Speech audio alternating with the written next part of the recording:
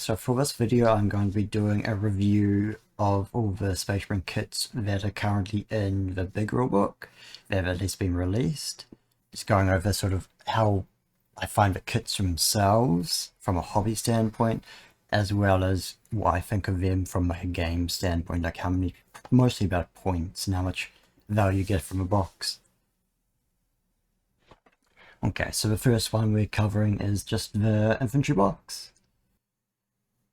Yeah, so pretty much every Imperialis box has two sprues, and for the majority of them they will be the same sprue, just given you twice, so you effectively have double what's on each sprue, which is honestly the most cost-effective way of doing it. So this box, so each frame for this box has two dreadnoughts, it's down on the bottom, like here. Then you have, the neat thing about this is so each sprue has, so you have your command team, or your command stand, which is like 5 dudes, which I think is, let's figure who they are. You got the Praetor. Oh, that's the standard bearer Praetor. I think, where's the rest of them? There's 2 guys here and here. And I think maybe this guy. Because this, yeah, so that's your 5-man command team. And for you get 22 tactical marines, which is enough for 4 bases with 2 extras. So you have, it's kind of, I like how they've done it in a way, as you have from here, I believe this is them, so 20 guys with bolters. And then you have a sergeant and auxiliary guy down here, which is basically, yeah, so you effectively could make a full 20-man tactical squad with its sergeant and auxiliary guy, or you could just make 20 dudes, like 4 bases of guys with no sergeant you can use as, like, let's say you wanted, essentially as add-ons to tactical detachments, even though it would probably still make more sense to just have like extra tactical squads, rather like, so each detachment has multiple squads rather than one gigantic one, which is too big for however that you've done it. Then for all the support units, you get 6 guys. You basically get 5 normal guys. So for example, Assault Marines, there is these 4 guys. And this guy as well, I think. And then this guy is your, I don't know if he, yeah, these guys are just normal guys. And then these 2, one of them is a sergeant, which I think is probably the power guy. But that guy might have auxiliary actually. I'm pretty sure I do have auxiliaries, but I'm not actually sure. It's been a while since I've actually looked at it. Yeah, so essentially you get your sergeant and 5 normal dudes. So effectively by having the 2 frames you have your 10 dudes, 1 sergeant, and you end up with an extra sergeant, an extra dude. And that's the same with the plasma gunners, so these guys. I think this is the plasma gun sergeant down the bottom here. He basically has bolt pistol chain switch, which is a bit weird. You'd think that I'd give him maybe like something to make him just a small plasma gun with something else, or like plasma pistol, but it's fine. And you get same thing with Terminators, you get 5 normal Terminators, and then your sergeant. Yeah, so missile launchers are 2 parts. This is probably the one part of this kit where I'm saying is a bad thing hobby-wise, is the missile launchers are tiny. Because the dreadnoughts aren't that bad, the parts are still small, but like it's still not too bad putting them together. But then the missile launcher guys literally have the missile launcher separately, which is basically to get rid of real bad undercut. From like a hobby standpoint, it makes them more difficult, but from like what it looks like on the table, it's essentially to make it look better. And so for these, you get 5 just normal dudes holding the missile launcher. So there's 4 here, 1 here, and then you've got an extra guy with like that Auspex, like the handheld scanner thing, and you have the missile launchers. Now, as for like game terms, one of these boxes, like you don't get enough of the support units to make an independent support detachment for anything, which you get 2 stands of each. I'm not a huge fan of.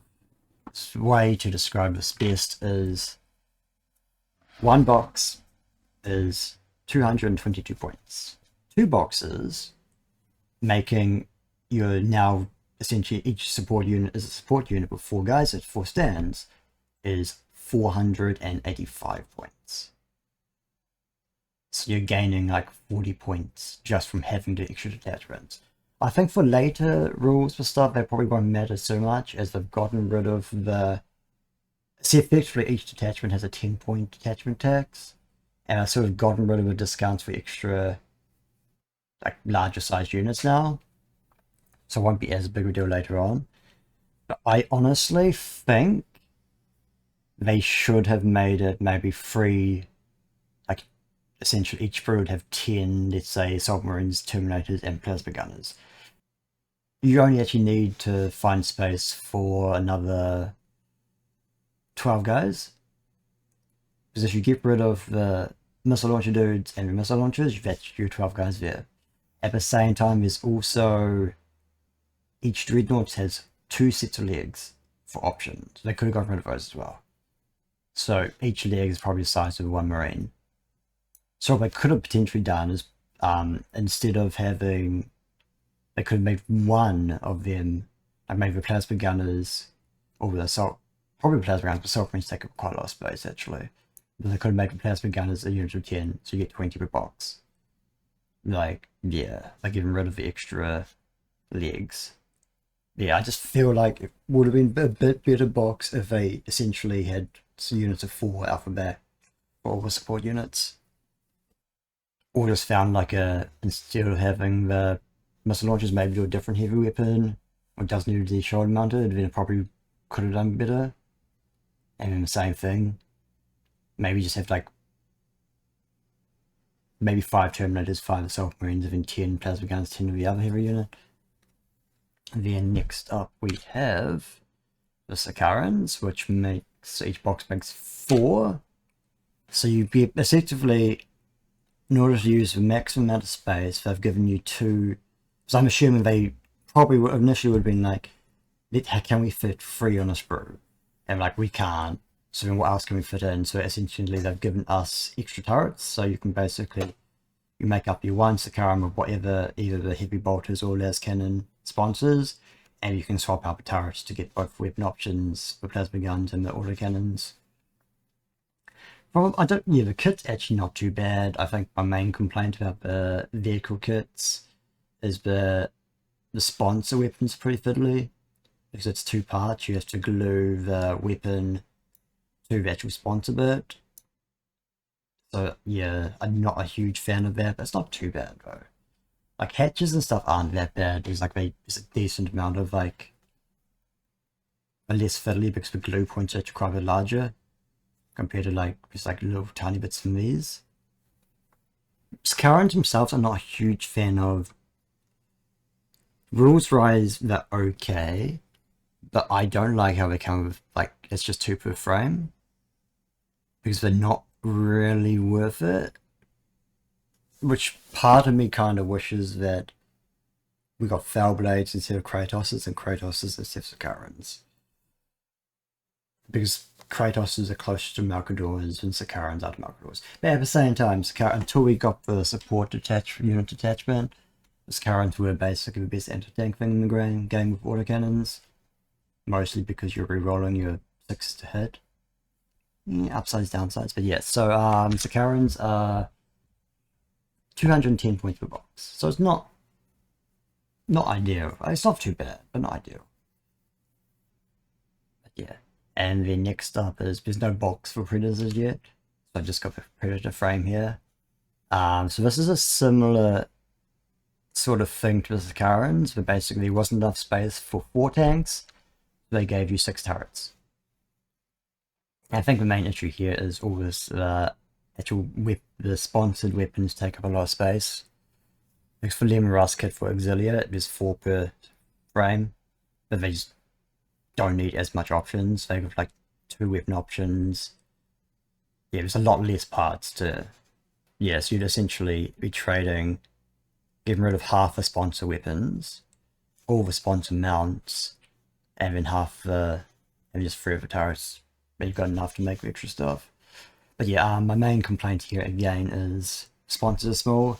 And also another issue is smokestacks. They have to be glued here. I feel kind of fiddly and I'm not a huge fan of them. And also on the Rhinos as well. But other than that, I don't mind it.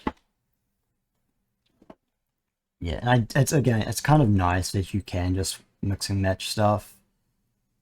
But it would have been nice to if I could magically squeeze an extra a fourth one of the thing. So a box of Predators would only be, which would be 6, would only be 230 points. That's not too bad.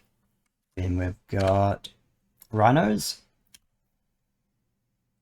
I actually like how simple the Rhinos are because they're literally just 4 pieces. So a top, bottom, and then 2 sides. They do have the fiddly smokestacks, but other than that, it's not too bad. So you get 5 per frame. Then you've got options for, I believe there's 2 multi-melter pintle mounts. There's one here, and then 1 havoc launcher, which is here. Between 100 and 120 points per box. And I think the lower point cost per box for transports isn't so bad because they are just transports. You don't need them, but they are nice to have. So I think it's mostly okay. But then again, some space marine transports are actually quite high points per box. Like, I think off the top of my head, a box of Land Raiders is 240 points. But yeah, definitely for points wise, I definitely give them a pass for that. I kind of wish there was more, like if we got rid of this Hunter Killer Missile here, you could put a second havoc launcher. So it'd be nice if you got 2 of each, so you can have a bit more options. Now, basically, you only get 2 havoc launchers per box, which I kind of like because they're decent range and quite versatile because they do have 2 different missile types. And then we have Kratoses, which I do like. It's only 4 per box, but that's great because they're heavy tanks. It's 300 points for a box, which is great. It's more than Baneblades. No complaints here. Kit-wise, again, has the same sponsors as normal. It does have some hull-mounted weapons, which aren't as bad. These things here, because they do sort of, they can be a bit fiddly, and you do sort of have to sandwich in between. There's like a top point here, that they sort of go between that and something else, which I can't remember. So you basically build the bottom, put those weapons in, then put the top on. So it can be a bit fiddly. I think they're slightly easier than the sponsors though. And again, it also has some fiddly smokestacks which should go on the back of it somewhere, and they glue onto this. So you have to glue them all onto that, which is their piece as well. And it's not too bad of a kit. It's no worse than the other Space Marine vehicles. At points wise, it's quite good, efficient wise, and the tanks themselves aren't too bad either. Then we've got the Thunderhawk, which is, so it's a 2 sprue kit, which is kind of nice. It's quite big because it's an aircraft. It's actually, generally I think for most of the aircraft I have built for the game, or at least for Aeronautica, they are actually quite big and nice and easy to put together. My only complaint I actually have for the Thunderhawk is some of the detail isn't that sharp or deep. Usually on the actual main body itself, it's not the best compared to some of the smaller models. But still, it was a nice kit, and you do get the option to either build it flying, or you can actually build it landed with landing gear, which I think is really cool. So originally I wasn't planning to get one, but I just sort of impulse bought one in a shop. And when I found out you could build a landed one, I now want to get a second one just to make one landed as well. But yeah, so points wise it's only 150 points. But rules wise I think it's really good. You can transport 8 units of infantry, or 8 stands of infantry, or 4 dreadnoughts. It's good, really good firepower wise, because it has 2 las cannons, shots which are mounted on these wing things here, which I think is a bit weird, but hey, it's a Thunderhawk, it can do it. Then you have a bunch of anti-tank missiles, and then you have this. This is basically like I think it's half of the laser destroyer or destructor that the Warhounds carry effectively. So it's the same line of weapons, but it's got 1 barrel. So I think it's really good for fire support, and then just the other, actually what I will mention while on Thunderhawks, I haven't built any of the other Space Marine flyers. I think they probably won't be too bad because again flyers are kind of decent size and chunky. Yeah, and then points wise, so Fire Raptors and Storm Eagles should be 200 points per box, assuming there's 2. And Xiphons, which I think is 6 per box, I think it's 580 points per box. I know it's 570 points, because for 95 points each you get 6. It's kind of insane. I don't think you'd ever use that many though. Probably the most point efficient box there is. Other than Titans, even though they tend to cost a bit more per box. Then we've got the support weapons. So each frame has 2 rapiers of each kind. So you get 2 FUD guns, which is there. And that's a laser destroyer, never mind. And the FUD gun is... Okay, there we go. Okay, each box has 2, so you have 1 per frame. So yeah, laser destroyer, FUD gun, then you get 2 of each of the tarantulas. So you get some missile launchers, which I think are 2 parts. You glue those together, I believe. Yeah. That's 1 of each. And then you get the las cannon one. I actually do like the las cannon tarantula for the Space Marines because it's literally 3 parts. It's this part I just circled here, I think this one, and then just that. You don't have to glue the las cannons onto the side of the gun with the actual mount, which is kind of nice. Then you get 1 of each Dodero per frame, so you get these plasma weapons or these autocannons. And again, there's 2 Leviathans. My one complaint over Leviathans is each gun is on a different arm and each melee weapon is on a different arm. You can't really sort of like, I'm going to mix and match like arms, but you can swap out the actual melee weapons themselves. It's a arm, one of these arms here, and then the weapon, just the bit essentially goes on front, so you can at very least have different melee weapons with different weapons, and those are interchangeable, but you can't have like different positioned arms with different dreadnoughts. So not as like customizable as you'd want. And then there's literally no way to do any interchanging with the Dodero dreadnought, so basically it's just the one you get. One complaint I do have with the kit is these are different parts. So all the rapiers have different parts, so there's no... So the left and right track for both rapiers is different. So it does mean that you can't just take them off and just make them all together, because you might get things mixed up and things might go in badly. But for kit wise, I do like the kit. I don't really like how few rapiers and tarantulas. Well, tarantulas are fine. I think mixing weapons and members actually fine. But I really don't like how you mix, how they only have 2 of each rapier. And they have a minimum unit size of 2, which is nice, as it means you can use everything in the box. But you sort of feel like, I feel the incentive to buy a second box so I can have units of 4 so they're more survivable and more firepower. Now, honestly, there's so much other stuff in the frame, it's not bad. And having 8 Leviathans and 8 Doderos isn't bad either. As the Doderos are the best anti-air unit in the game. And Leviathans aren't bad either. I think 4 Leviathans only 5 points more than 4 normal dreadnoughts. But yeah, if you really like dreadnoughts, multiple of these kits won't go wrong. So the support weapon box is 276 points.